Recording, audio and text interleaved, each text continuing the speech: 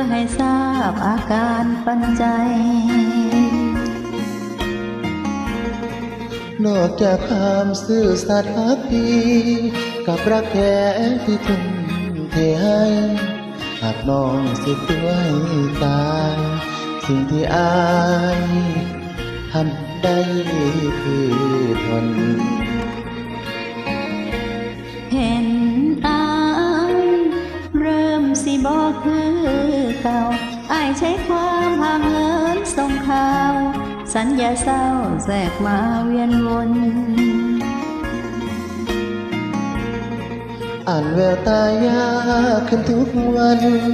บอกว่าเหมือนตอนเริ่มต้นหักเห่าไผ่นอมาปน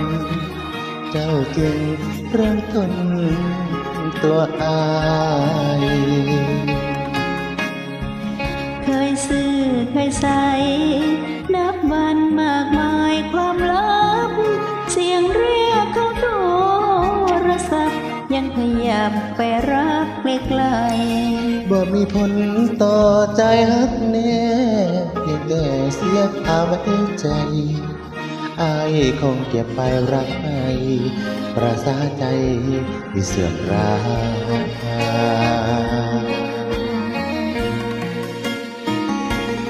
ตัวเรา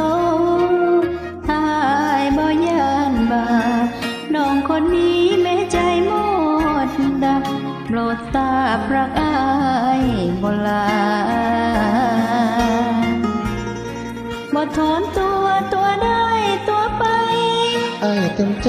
ให้ตัวบ่ว่าพอแค่ยามคุณช้ำเข้าตาอาจขอเวลาหลบหน้าไปเงา